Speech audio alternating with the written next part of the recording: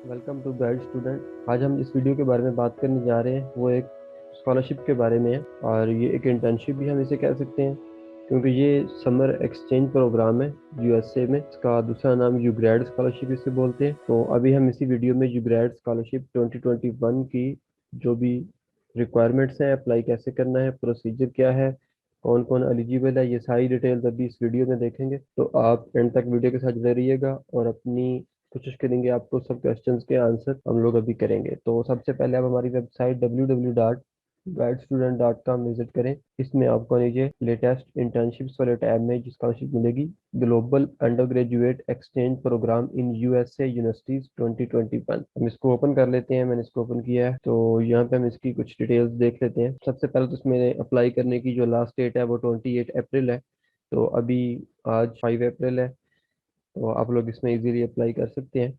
इसके लिए डॉक्यूमेंट्स वगैरह क्या चाहिए होंगे मैं आपको भी बताता हूँ आगे जाके। तो सबसे पहले तो ये अंडर ग्रेजुएट के स्टूडेंट्स के लिए है, ठीक है।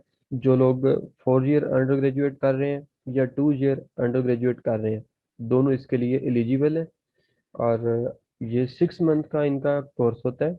आपने यूएसए जाना होता है, सारे आपको फंड वगैरह फुली फंडेड होती है ये। वहाँ पे जाके आपने एक सेमेस्टर पढ़ना होता है और उसके बाद आपने वापस आना होता है। इसके लिए ये है कि आप पूरे पाकिस्तान से किसी भी प्रोविंस से है उस आप इसमें अप्लाई कर सकते हैं। ऑनलाइन एप्लीकेशन का पूरा प्रोसीजर होगा, कोई फिजिकल डॉक्यूमेंट्स वाला चक्कर नहीं है। आपने इजीली ऑनलाइन सारी एप्लीकेशन कंप्लीट करनी है।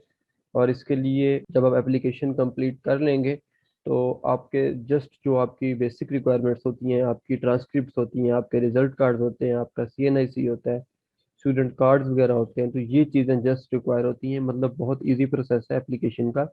लेकिन अगर आप सिलेक्ट हो जाते हैं तो उसके बाद आपको, ठीक है, कि आपको इसके बाद कुछ रिकमेंडेशन लेटर्स वगैरह बनवाने पड़ते हैं जो कि इजीली आपकी यूनिवर्सिटी या आपके इंस्टीट्यूट से बन जाते हैं।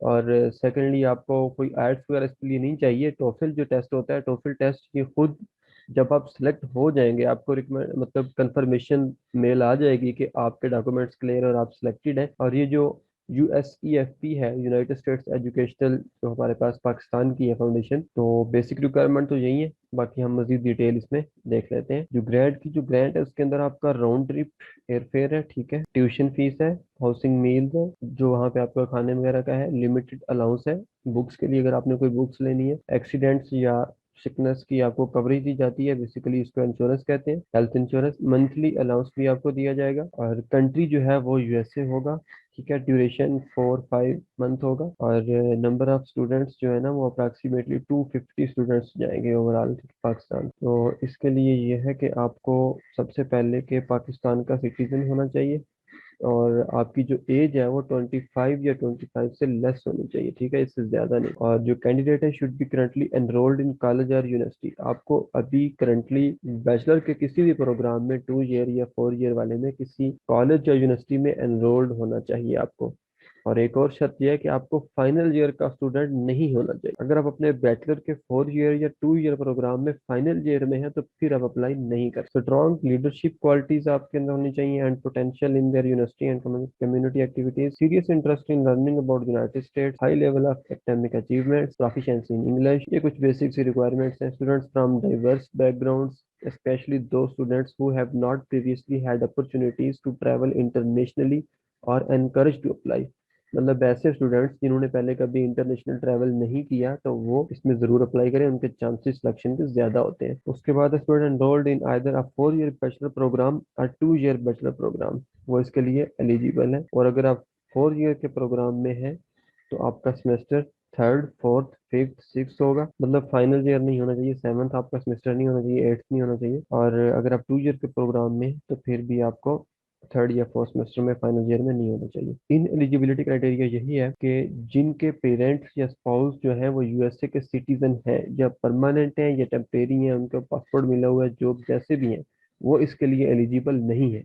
जिनका कोई भी पेरेंट्स या कोई भी स्पाउस, ठीक है, वो यूएसए का सिटीजन है।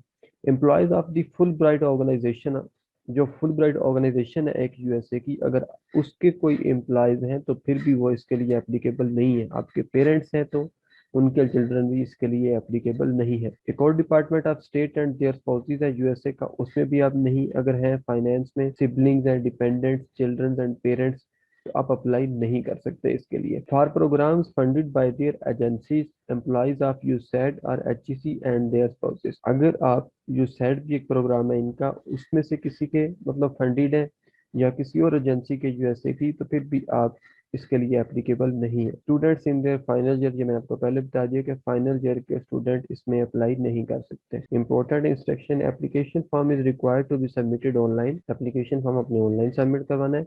ऑल सपोर्टिंग डॉक्यूमेंट्स जैसे कि photocopy of transcript, explanation of grading scale, university issuing degree are attach to be online, आपने सारी चीजें स्कैन करके अपने पास रख लेनी है और उसको फिर ऑनलाइन अपलोड करते जाना है। Scan of all your university attested transcript must be uploaded online including the most recent transcript.